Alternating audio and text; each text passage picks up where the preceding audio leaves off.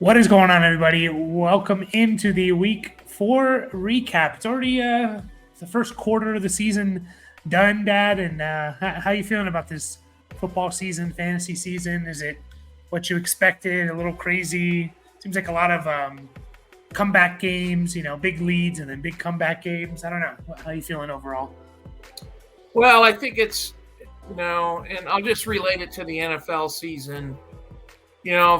First couple of weeks were a little crazy. I thought, I think things are starting to. I don't want to call them normalize or anything like that, but things are kind of starting. The teams that probably should win are winning. There's going to be some upsets and things like that. So, you got to work through the injury problems, and we had a couple quarterback injuries and a couple quarterbacks, or at least one quarterback, Derek Carr, not looking very good, and so we have to. Now we're done with a quarter of the season, pretty much. So, Yep. Fantasy wise, you can't. I always say this: you can't give away any weeks. So keep working the waiver wire and whatever you have to do. Yeah, and things can change very quickly. I've seen teams start 0-4, 0-5, 0-6, and then they go on a streak, and make the playoffs and win. I remember one of the couple years ago when I won, I was like a fringe playoff team, and team just kind of got hot the last 5 weeks of the season and won it all. So got to keep on going. One player can kind of change it all. Yeah, there's only 2 undefeated teams. I feel like there's a few more at this point in the season. I know it depends on season to season, but it always feels like, I don't know, there's a handful. Maybe not. Maybe I'm misremembering that. But yeah, 2 undefeated teams in the Eagles and the Niners, and 2 winless teams in the Bears and the Panthers. So no undefeated or winless teams in the AFC. It's you look across it, it's like, the whole AFC South is 2-2, right? So it's pretty tight across the AFC, I would say, which is kind of what we expected, I guess. But actually, Dad, besides the Dolphins, do you know who the highest scoring AFC team is? Chargers? Yeah, it is the Chargers.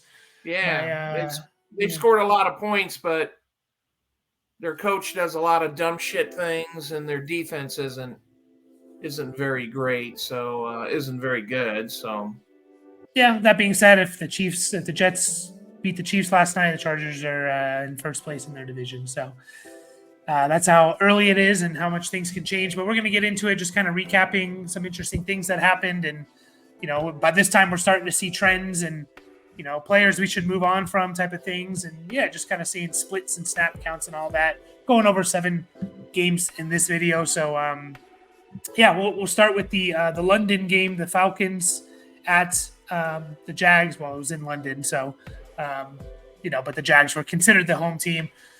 Start with the Falcons. Man, I hope they move on from Desmond Ridder. He's just not good, especially under pressure. Like if a team can get pressure on him, he just melts, which is the case for a lot of young rookies and stuff like that. But I don't know. I just don't see it with Ridder. He had less than 200 yards passing. He had a horrible pick 6. And then, all right, he comes back. Let's see what you're made of. And he throws an interception right away again. So Bijan's the real deal.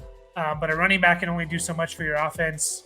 14 carries, 100 yards, 5 catches, 32 yards. He's the man. Tyler Algier, I think after week 1, he hasn't been that great, to be honest. For fantasy, that is only 16 yards. Drake London survived because he caught a touchdown. Kyle Pitts had 2 catches. Jonnu Smith was the leading receiver on this team with 95 yards. Dad, what are we doing? Are we just, at this point, are you just dropping in redraft leagues? Are you just dropping Kyle Pitts and just like, I can't live with that anymore type of thing? Yeah, I don't think you're going to drop him, but, geez, the expectations, and I'm not sure, his rookie year was with Matt Ryan, I think, wasn't it?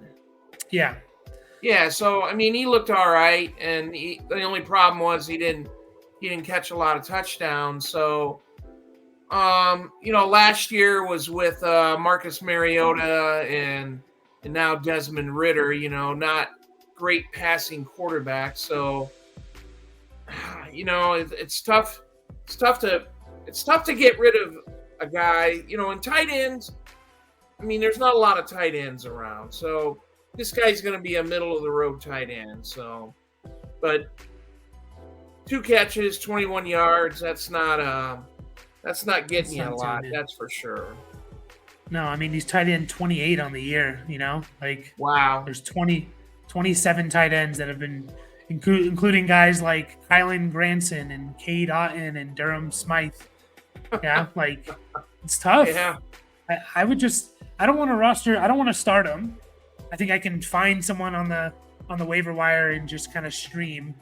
And but I don't want to roster 2 tight ends, so I'm fine with if you want to just drop them and let someone else pick them up and use them and kind of you're handing someone a grenade type of thing, right?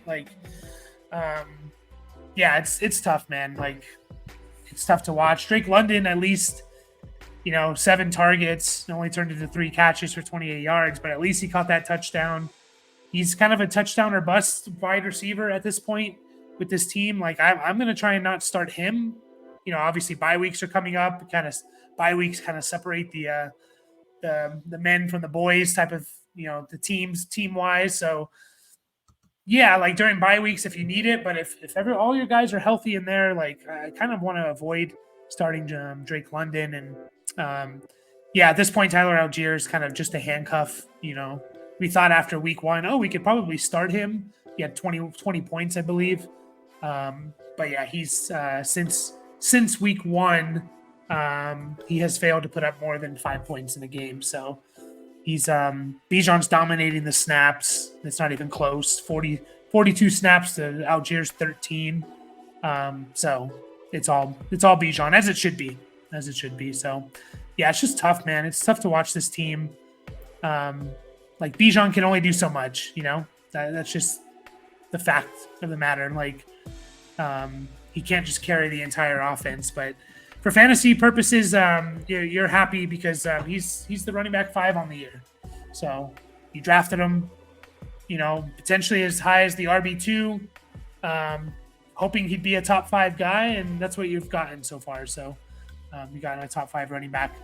On the Jag side, what do you think of this offense, Dad? They just don't look right to me. No, there's something. Yeah, something's not jiving. Something's not meshing. They don't. It's ETN is still a good back, and I don't know about the Kirk. Evan Ingram seems to get a lot of looks and things like that, but they don't keep things together. I mean, it's crazy. I don't know. Yeah, it's just not. I don't know if it's because of our expectations we had. Just something's not. I thought this was going to be a big. I think the Falcons' defense is a little bit better than we think. From the outside view. So there's that. But I just felt like this was all right. They had the upset loss to the Texans. Didn't look good. They got blown out by the Texans. This is going to be if this team's legit, this is going to be the game where they bounce back, and they destroy Falcons, especially the offense. And yeah, they won it. They won it pretty comfortably, but yeah, it just didn't look right. Lawrence was fine, 200 yards, a touchdown, 40 yards on the ground. He's not killing you, but he's not winning you weeks. I'm just looking at his stats. He doesn't have any weeks over 19 points, but as long as you're getting 16 to 18 points at worst at a 4-point per passing touchdown, you're okay. But you expected more where you drafted Trevor Lawrence, so you're probably not happy with that. The Calvin Ridley stuff, I understand he was blanketed. The Falcons, their cornerback is escaping my mind right now. I'll look it up, but I understand he was being covered by their cornerback who's pretty good, AJ Terrell, one of the better cornerbacks in the league. But at the same time, I'm almost every team in the NFL has one of these guys. Like, I don't know. It's just like 2 targets for your number 1 receiver. Are you worried about Ridley? Obviously, he saved his day because he caught a touchdown, but are you worried like that you're not going to get where he was drafted in the 3rd round as a number 1, number 2 receiver? Are you worried or just not going to get that this year, Dad? Yeah, well, I can just say I'm glad I didn't drink the Kool-Aid. It was kind of hard, not to draft him, thinking that it's just that time off. It was a long time or something, and you still got to play the guy. You've kind of things change. There's a long season, so maybe we're done with a quarter of the season. You reevaluate it when you're halfway through after weeks 8 or 9 and games 8 or 9, and then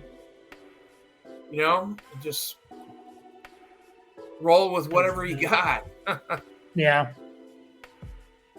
Yeah, I mean, he's not killing you. He's wide receiver 33 on the year, which is obviously not great, but it's not like destroying your team. He's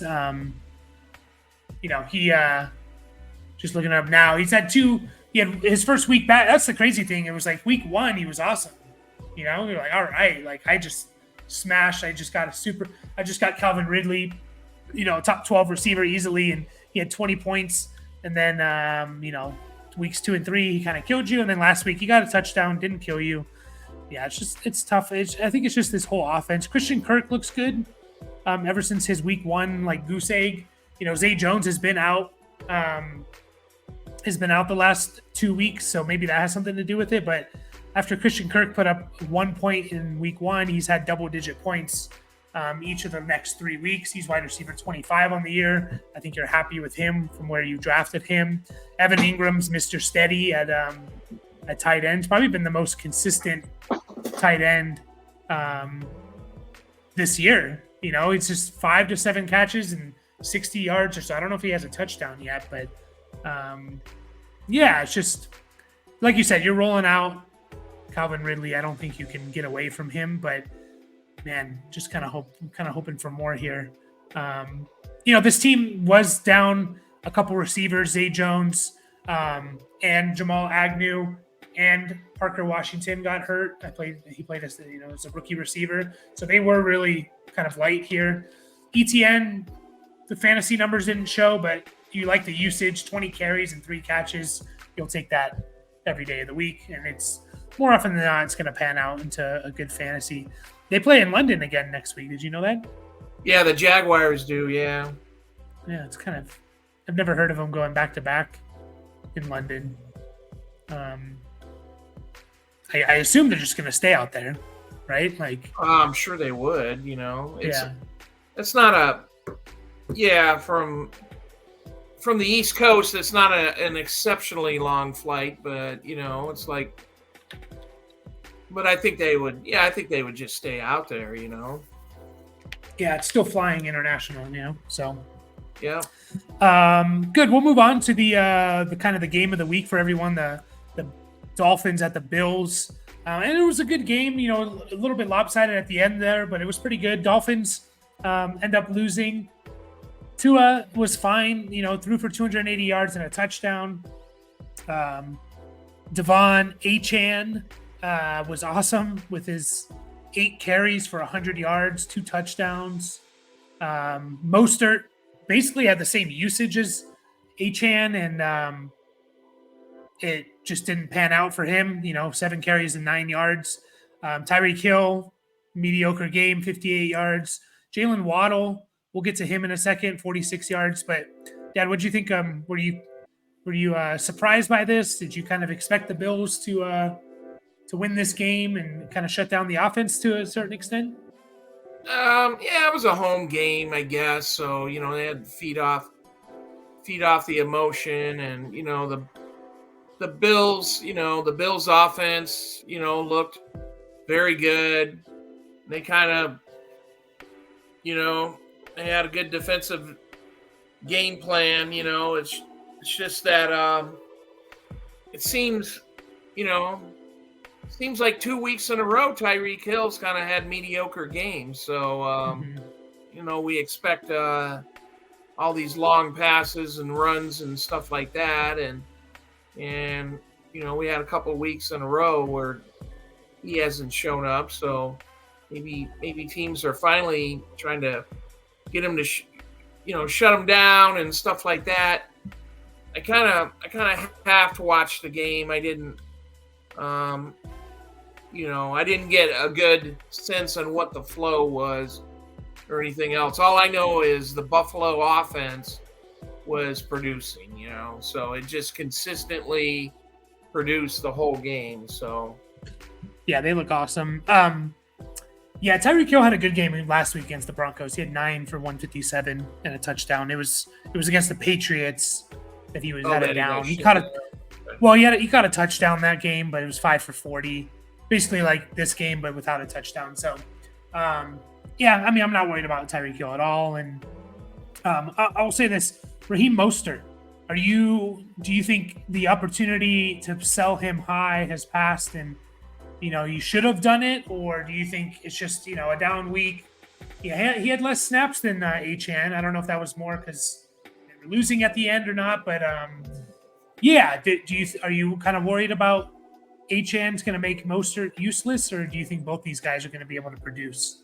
Well, I honestly thought this was going to happen anyway. Just in my own mind, a rookie running back, and let's feed this guy. I know he's not very big. I know he's very fast. Achane and Achane or Chain, or I don't know what the hell his name is today, but yeah. So he's kind of fitting into the mold of the Miami offense. Speed and stuff like that, and so this doesn't shock me a whole lot. Yeah, if you want to sell him, off, trade him off and stuff like that, maybe now's the time to do it. I haven't heard anything about Jeff Wilson or anything like that coming back. So yeah. I don't know. It's going to be tough. Mostert was like the number 1 running back coming into the week, and yeah, I don't know. It's going to be tough to like keep Achane off the field when you see 8 carries for 100 yards. Like, how many running backs can do that in the NFL? There's not many, kind of like it was like the DeAndre Swift thing when he went off. People were like, oh, but Kenneth Gainwell was out and Gainwell will come back. It's like, how do you go away from 25 carries and 170 yards that you see this production? It's like, how do you go away from it, I guess?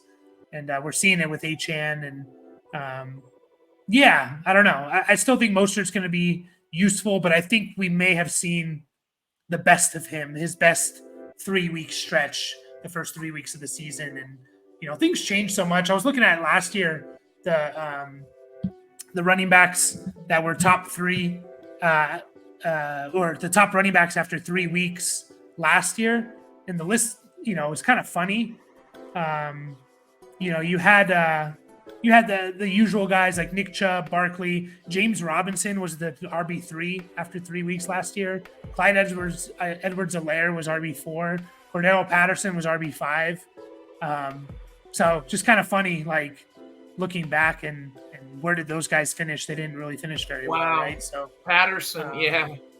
Patterson he played in his first game yesterday, so that's yeah.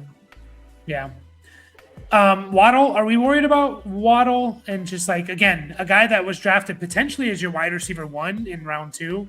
Are we worried? Like, he's had 4 catches each of his first 3 games. He missed a game, but he has had 4 catches. He's not killing you, but he's not exploding, right? He has he's basically averaging 70 yards and 4 catches. So that's not even double-digit points in half PPR. Are we worried that, like, with the emergence of the run game and, of course, Tyreek Hill, that we're not going to get the Waddle we got last year of, like, the 1,400-yard receiver? We're just going to get, like, still on pace for 1,000 yards, but just not moving the needle. Are you kind of worried about that, or you think it will self-correct? No, I think there's too much talent there. It's just he was out last week, wasn't it? A concussion. Yeah. So yeah, we'll just, we had a crappy game versus team-wise. They had a crappy game versus the Bills and stuff like that. So I'm sure it's gonna, like you said, self-correct. That's a good term there. Dolphins should probably be ramped back up next week. Yeah, most likely. Just is, we're talking 3 weeks now of the first 4 where it's like, all right, first 2 weeks, it didn't kill me, but you're not winning me fantasy weeks, which I kind of expected if you drafted them. So, but on the Bills side, not really much to talk about. Like Josh Allen's proving why he's potentially the best quarterback in the league for fantasy. James Cook has been fine. He's been really good. I really like his usage. I think he's had like 60% of the running back carries on the team, and he's getting several, a few targets every game. They got him a touchdown, so that was good to see. Again, you're not worried about James Cook at all. He's the RB13 on the year. That's 3 straight double-digit points. He's had 3 straight weeks with double-digit points. Stephon Diggs is showing again why he's one of the best receivers in the league. Gabe Davis, even I think you're kind of happy where you drafted Gabe Davis, like what you're getting from him potentially as your wide receiver 3 or your flex. 3 catches, 60 yards, and a touchdown. That's just like the ultimate Gabe Davis stat line. He is the wide receiver 21 on the year. So yeah, I'd say there's not really much to talk about here, Dad. I guess Dalton Kincaid, like I've been saying, get away from him for the last 2 weeks now. Like, are you finally there where it's like, all right, we can't be starting. You can't even be rostering Dalton Kincaid. I don't want to hold 2 tight ends. So I don't know where you're at with Dalton Kincaid. Are you just going to continue to hold on? Yeah, your theory of not holding on to 2 tight ends is a good one, because you want to, what are you holding on to them for? I guess if you're starting them, you're starting to think like, holy shit, I got to get rid of this guy because he's not producing and stuff. So, if he's your second tight end, you're thinking like, well, what's wrong with my first one to where I got to hold a second one or something? If it comes around to a bye week, you just pick somebody up and plug them in for that week. So, yeah, I think it's time to move from Kincaid. He looks okay in the games and stuff like that, and it's just the volume. There's not a lot of extra passes, with Diggs and Gabe Davis and stuff like that. James Cook. So yeah, James Cook, and so yeah, I agree. It's funny. He's had I think he's had the 3rd most catches for a rookie tight end in their first 4 weeks over the last decade, but it's just not panning out. So, but we'll move on to the Broncos at the Bears. Fun game, actually turned into an entertaining game. Broncos, Russell Wilson, again, he's been fine for fantasy football, and he's not really the problem on that team, I would say. I think most people would agree with that. Like, he's just not the problem. He's the QB9 on the year for fantasy. He has 2 20-point games already. He's fine. Javonte Williams went out with an injury. Man, is he looking to be a bust at? Like, even without that injury, he hasn't produced at all this year, really. Is he looking to be a bust, or do you think he'll maybe come on, mid-season if he's not seriously injured, which I don't think he is? Yeah, what was the injury? It's like a hip injury, I think. Oh yeah, like a hip pointer. Those can that can be kind of painful, and yeah, I don't know, man. You better plug in somebody else, I guess, and see what that gets you. I mean, that's too bad. Well, I don't know how far people were reaching to draft him and stuff like that, but I mean, I think when we were hearing he's practicing, he's going to play in the first preseason game, I think people bought back into him, so that definitely boosted his stock. But He hasn't had over, obviously he went out with an injury, but the first 3 weeks he had no more than 45% of the snap share. He hasn't had more than 13 carries in a game. I don't know. It's tough. Yeah, that might be, you might be trying to replace him. If you can, right? I mean, it's hard with running backs, but. Yeah. I don't know. What did P-Ron, what was his? No, it was all Jaleel McLaughlin was the big. I mean, P. Ryan had 6 carries, 12 yards, 2 catches. Jaleel McLaughlin, a rookie, from like Youngstown State, 7 carries, 72 yards, 3 catches, 32 yards, and a touchdown. So he's actually the guy. If Javonte's going to be out, I'd be looking at Jaleel McLaughlin, pick him up and potentially start him this week if Javonte's out. Absolutely. So, yeah, Youngstown State. He took over as the early downs back when Javonte went out. So, yeah, I would definitely be looking at him. The receivers, Sutton caught a touchdown. Fine. Judy, is Judy just never going to be what we expected him to be coming into the NFL? Like, is that the ship has sailed there, you think? I think so. It's doing 30 knots heading in the wrong direction. So It's a bummer. Marvin Mims, he had a nice long catch. I think once he gets into the groove, maybe he plays longer. We're going to see a little more consistent numbers. He was 2 catches, 47 yards. One of them was a big play at the end, I think, to set up the field goal, So he looks like every week. What was it last week? It was a punt return. So he's doing something, and, he's in the offense and everything else. So maybe have a little patience on Marvin Mims. I wouldn't have any patience with Jerry Jeudy. And no, but you can't cut him, unfortunately. Like, you just can't. You can move on from him in terms of not starting him. But, yeah, and Mims, it's just like, get him on the field. He's obviously flashing. Like, get him on the field more. Throw him the ball more. What are we doing, Give this offense a spark a little bit. On the Bears side, we saw Justin Fields definitely his best game as a passer in the NFL. 28 for 35, 335 yards, 4 touchdowns. Unfortunately, he had a bad, the game losing interception at the end of the game. Khalil Herbert finally had a game. This is the first time a Bears running backs had double-digit carries was this week. 18 carries, 100 yards, 4 catches for 19 yards and touchdown. Roschon didn't do much. Everyone was talking about, Roschon's going to be taking over. And again, rumors. They never seem to. They make you. It's like the Ezekiel Elliott's going to be getting the starter snaps for the Patriots, and that didn't turn into anything. Like, I don't know. No. It's just all these rumors that pop out. But Khalil Herbert, are you? I've been kind of saying to bench him until we see something. Are you kind of back in on? All right, we can start Khalil Herbert again, or is it just a case of Broncos defense? They suck. One thing I did notice was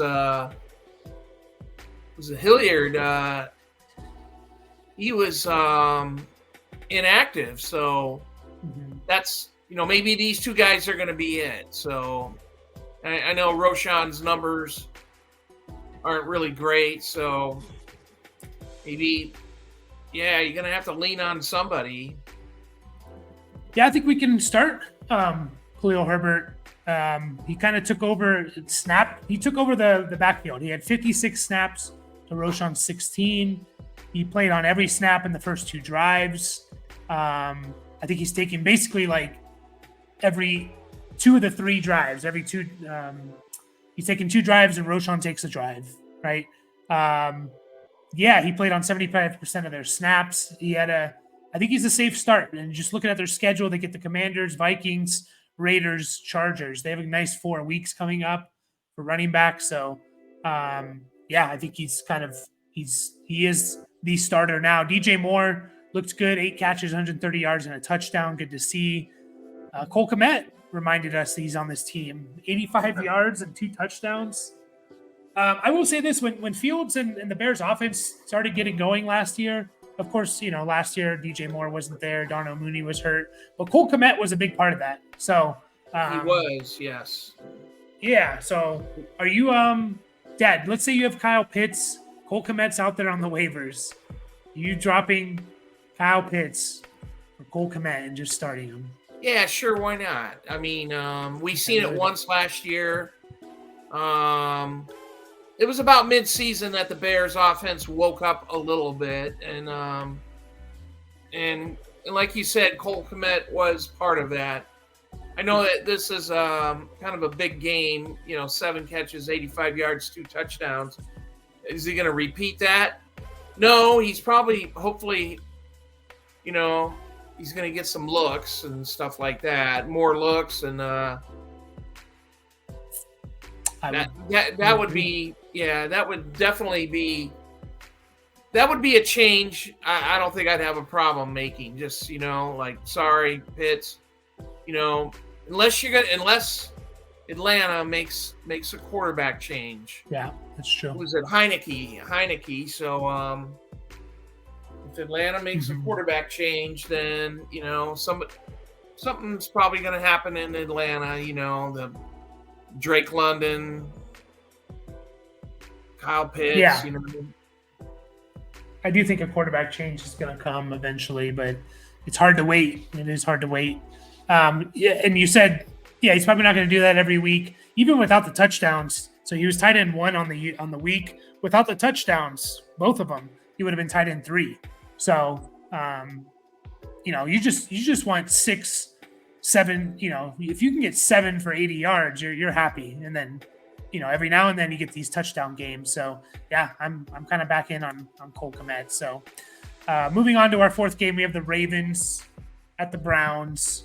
The Ravens, I don't know. This is another offense, or I expected. It kind of looked like what it's looked like the last couple of years, and not the big change that we were all hearing and expecting. Lamar Jackson was great. 4 total touchdowns, 2 on the ground, 2 through the air, threw for 180 yards, ran for 27. Yeah, he had an awesome fantasy week. But yeah, I was expecting this. Was it just a case of their receivers were injured, both Bateman and Beckham, and they changed game plans, or are we never going to get that big passing offense from Lamar Jackson and the Ravens, Dad? What do you think? Because that's what we were hearing all offseason. Yeah, there we go with all the off-season bullshit about the new offensive coordinator and stuff like that, and you're fed all this crap. Things are going to change. Lamar is going to do what he should be, and all this other stuff. I'm sorry it hasn't panned out yet. So, he didn't have terrible numbers, and obviously the Browns, without Deshaun Watson, weren't very effective. So, he DTR threw 3 interceptions. So I'm sure that put Ravens in good scoring opportunities and stuff like that. So, yeah. I'm fine for fantasy purposes, it not being this crazy passing offense, but for Lamar, but you're just not going to get much else from anyone else, really. It's going to be the Lamar show, and that's it. Gus Edwards dominated the snap share, had 15 carries, only 48 yards. I don't know. Justice Hill came back, but was kind of in a limited role. So hold on to Gus Edwards one more week and see if they're giving him 15 carries, he's going to be useful. But I just don't know if that's going to be the case once Justice Hill is fully healthy. Zay Flowers, I don't know if he's going to be much better. Is he going to be better this year, Dad? Than obviously his week 1, we were all amazed, he looks awesome. He does look awesome. I think he's going to be a very good player. But the fact of the matter is, he's wide receiver 39 on the year. He's had 1 double-digit point week in week 1. Is he just going to be a low-end wide receiver 3, top 36 guy? Maybe during bye weeks you can start him, but is that what he's going to be all year, or do you think he's going to come on stronger, in a few weeks? Yeah, I don't want to put him in that wide receiver 3 category yet. If he is your wide receiver 3, then you got a good one. Let's say that. Your other 2, better be, something better. And Zay Flowers. I don't know. I don't know if you're going to get a lot better. 3 catches, 56 yards. I don't know. That might be his number. So, yeah, it just they give him carries. They want to get him the ball. It just, again, is this offense going to turn into the big passing offense that we thought it was going to be? If it does, then Zay Flowers is going to benefit. But if it doesn't, it's going to be the Lamar Jackson show. And Mark Andrews. Mark Andrews is there. He's going to dominate. He showed why he was, the tight end 2 drafted. Mark Andrews, 5 catches, 80 yards, 2 touchdowns. You're starting him every week. So on the Brown side, I don't think there's really much to talk about. This team was not good with a rookie quarterback who was obviously not ready to play. Deshaun Watson out. They have a bye week, I believe, in week 5, which is probably part of the reason why they sat him. So I guess the only note I'll make is maybe there's a slight concern with Jerome Ford, who people went all in on him in terms of their fab spending. Our league, it was $99 of $100 on him. He had less than 50% of the running back carries. So Kareem Hunt and Pierre Strong both had 5 carries. They all had short yardage work this week. Actually, Kareem Hunt had the most short yardage work. He is getting the passing down work. He had 5 catches. So if he continues to get that, I think he's going to be useful, but he might not be the smash play that I think everyone was expecting when they saw Nick Chubb go down. Really, he's had one run. He had that one amazing cutback run on that game, Monday night game where Chubb went out. That's kind of all he's had, So are you what are you doing with Ford, Dad? Are you trying to maybe sell him if you can for maybe a more consistent piece, or are you just going to hold and see what he turns into? Running back, I mean,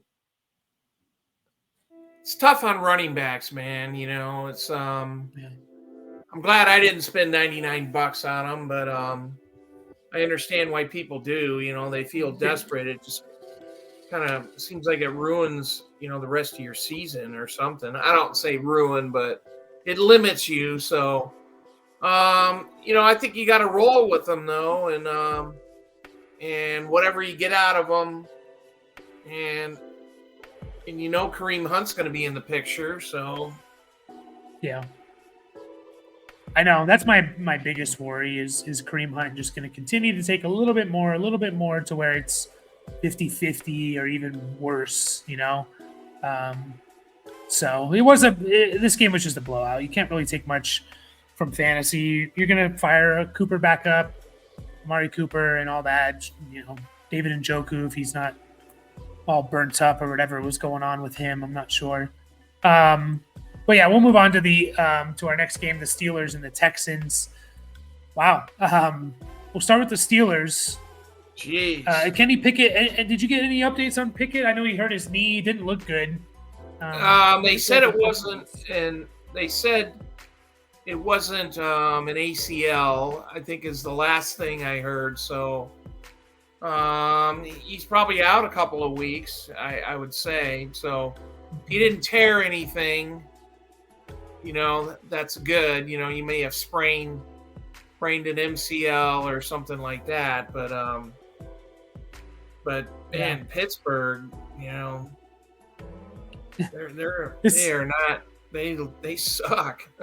It's the perfect reason to just not buy into preseason when players look amazing. And Pittsburgh was like, holy crap, 5 drives, 5 touchdowns with Kenny Pickett and the starting offense. And holy crap, this team's amazing. And wow, they've had I can remember one good play from Pittsburgh. It was that George Pickens 50-yard touchdown, I think on Monday night. That's all. This is concerning. I'm not even sure. Pickett, Mitch Trubisky, I don't even know who's better for fantasy. Obviously, the Steelers want to have Pickett out there to continue to develop and grow, but for fantasy purposes, Mitch Trubisky might just be a lateral move. Najee Harris finally had over 100 yards, but it just seemed like it was just painful to get. I don't know.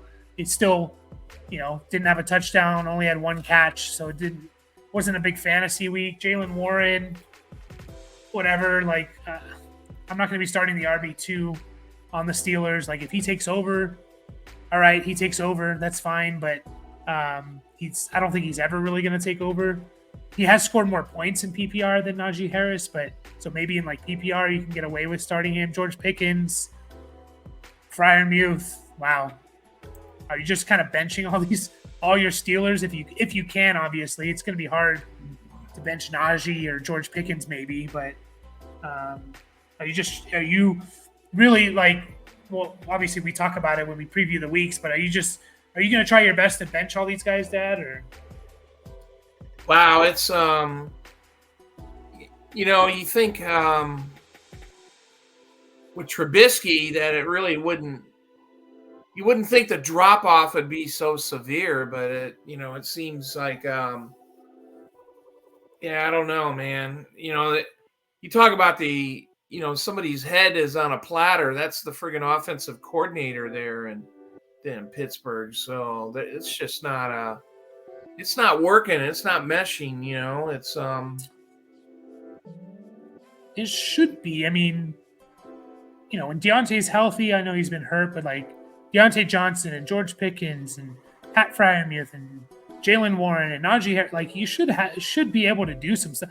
Because you look at the other side, the Texans, they're making the most out of what they have. Like their skill position players aren't, I don't think, better than the Steelers, but. We'll get to the Texans. CJ Stroud is the real deal.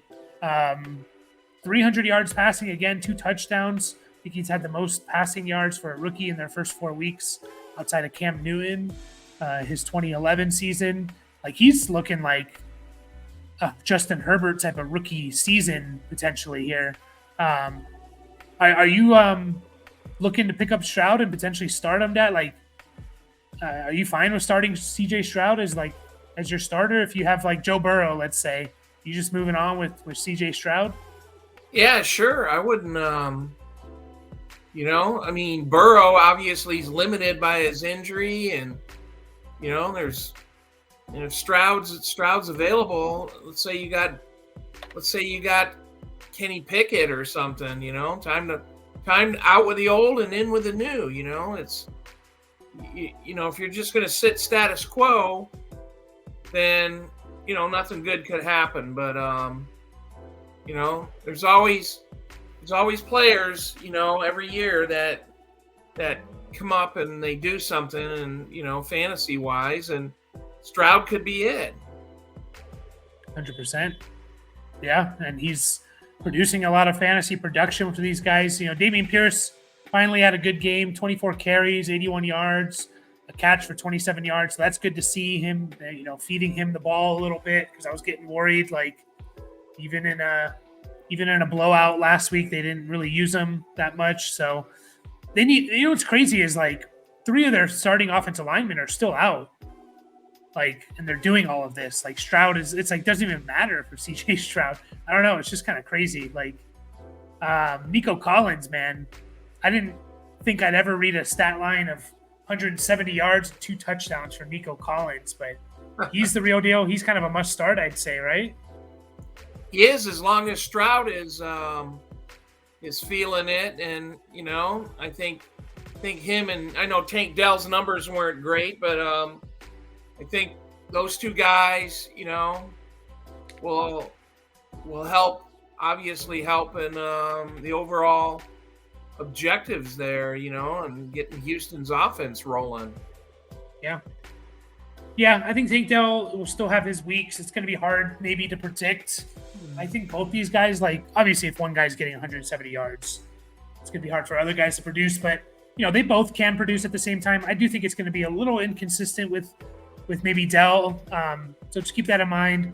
Dalton Schultz, if you happen to still start him 4 weeks in, like, good for you, because you got 40 yards and a touchdown, but I can't imagine anyone was starting him. But anyway, it was good to see. I think the biggest takeaway here is Dameon Pierce, they were really using him, and it was less of a 3-headed monster. It was more of Dameon Pierce and Devin Singletary, and that's kind of it. So that's kind of what we want to see. We don't want to see 3 running backs in there. 2 more games here. Vikings at the Panthers. Vikings escape with a win here. Get away from falling 0-4. Sorry, Kirk Cousins. You kind of get these games every now and then with him, right? Like these kind of stinker games. He still had 2 touchdowns, but 2 interceptions, only 140 yards. Are you worried, Dad, or are you just gonna say that it just happens and I'm just gonna roll him back out there? He is, I think, the QB1 on the year. Yeah, Cousins will get back on it. Obviously the running game was working with Madison and Akers, so so they didn't have to wing the ball around. Hawkinson suffered a little bit in fantasy and only caught 2 passes for 24 yards, but they won. Yeah. Yeah, they won, and he'll bounce back. He was the QB1 heading into this week, and he'll bounce back. Good to see Jefferson still be able to have a really good game despite kind of a poor passing offense. Jordan Addison, 1 target. Hawkinson had a stinker. Hawkinson, you're still starting. Don't go away from him. He was the tight end 1 coming into the week for a reason. Addison, I kind of mentioned it, like he's still not playing. He's still not the starter. It's KJ Osborne's out there more than him. And he's only out there on 3 wide receiver sets. And when you get that, you can still get production like we saw the first 2 weeks. But when you're only out there on 3 wide receiver sets, you're going to have more inconsistent weeks like this because, you're going to need a big touchdown like he did the first 2 weeks. So keep that in mind with him. He's kind of a boom bust guy at this point until he takes over as the number 2 guy.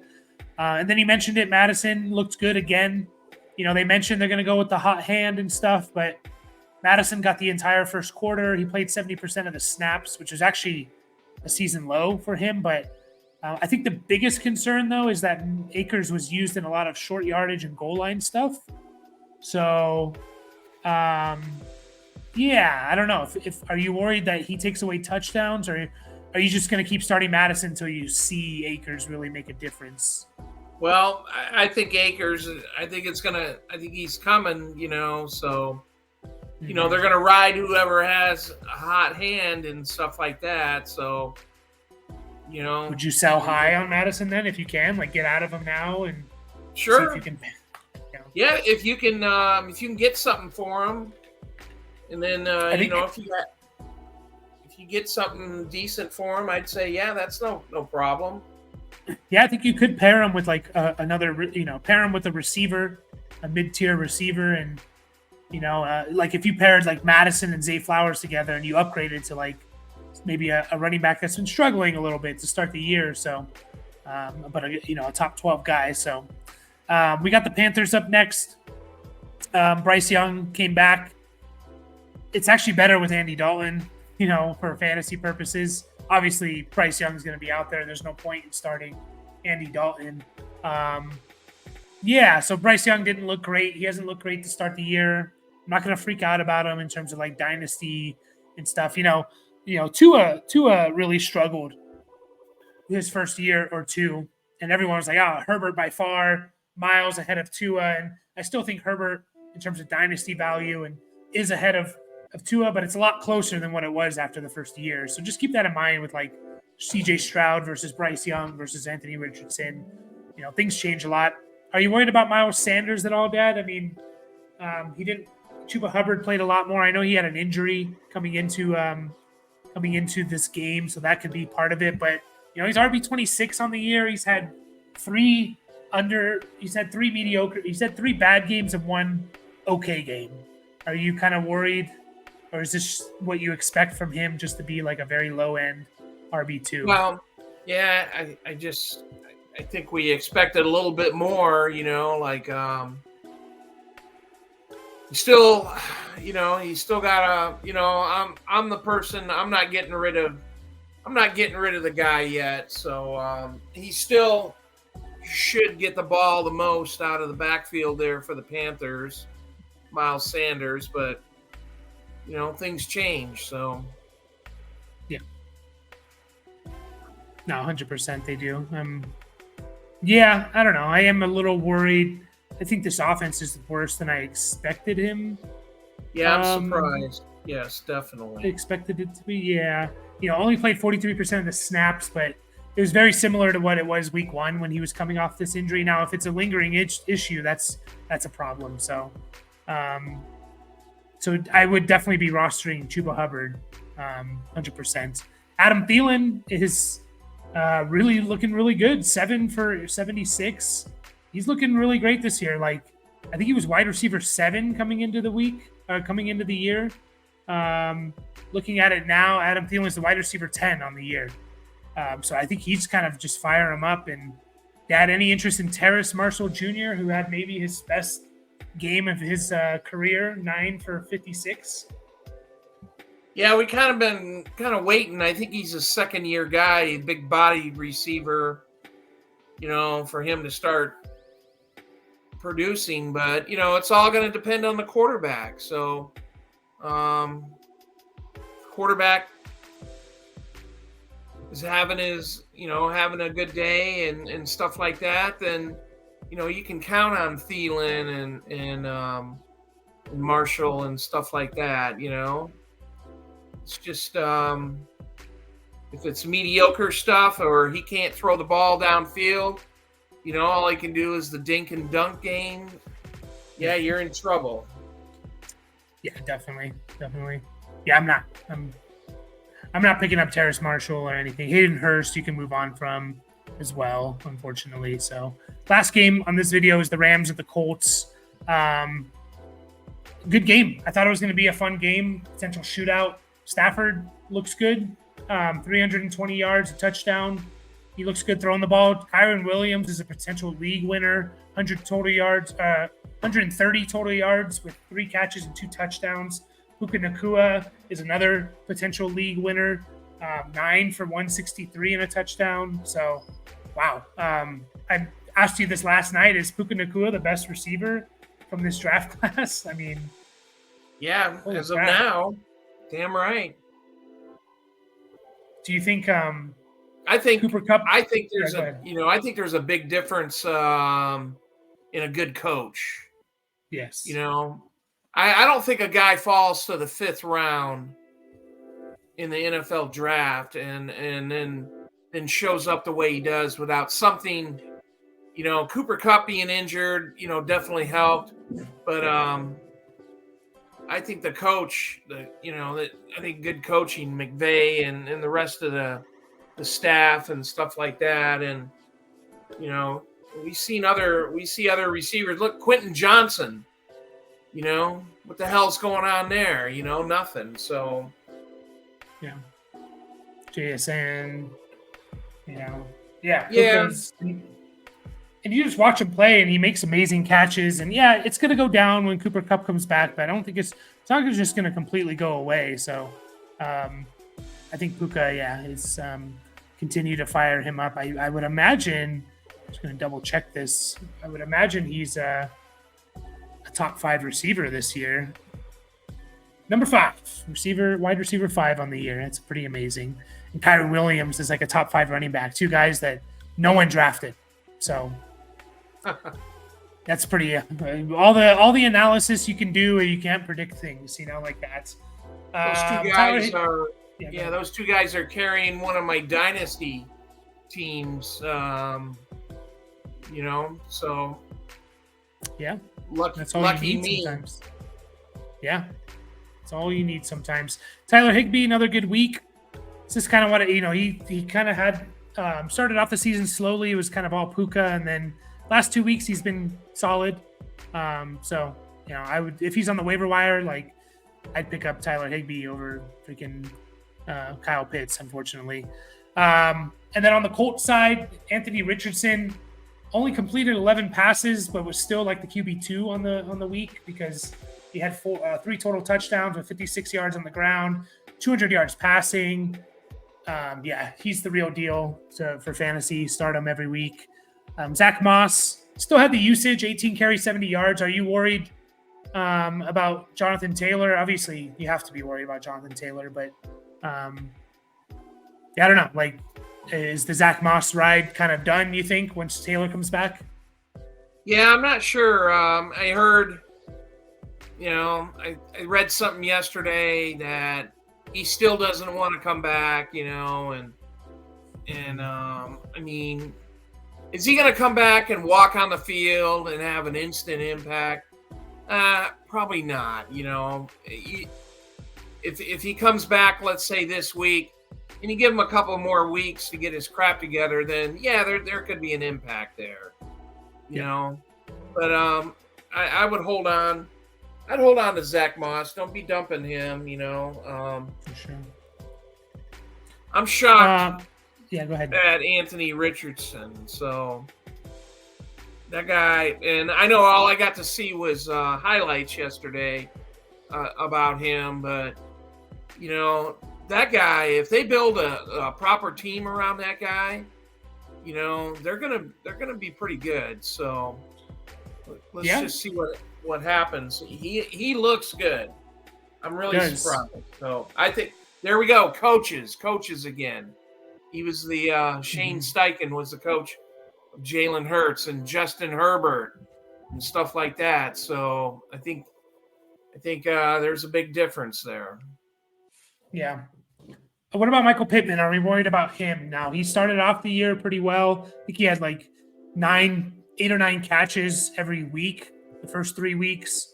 Only like 1 catch this week. So we've seen basically 2 games with Anthony Richardson and Michael Pittman. Week 1, he had a good week, his best week, but he did a lot of that came on a 40-yard screen pass that was a touchdown. So that's like 10 of the 19 points that he scored. Are we worried that he's going to be, I don't know, more of like a 9-10 point guy, Dad, rather than a 15-point guy? Or what do we think? Well, this could be some of the learning curve, with Anthony Richardson that could affect wide receivers on getting the ball, down the field to these guys a little bit and stuff like that. So, there's an impact there. There's, some concern. So it is, I would, I don't know. This game was pretty bad in terms of, 11 completions. Like that's not going to do anything for anyone in the pass catching area. So I would still give it a couple more weeks until you start, like, obviously you're not going to cut him, but like benching him and stuff. Because if we see more of like week 1, Anthony Richardson, where he had 37 pass attempts, even in week 2, he played like a quarter and got hurt. He still had 10 pass attempts in essentially like a quarter and less than a quarter and a half. So keep going, keep starting him. I think he's still going to be a solid floor play. So, all right, we're going to finish up there. Any last words on this first video, Dad, before we get to the other one? No, nothing with any substance. So, all right, well, we'll be back again with our part 2 of the recap of week 4, and we'll catch you guys next time.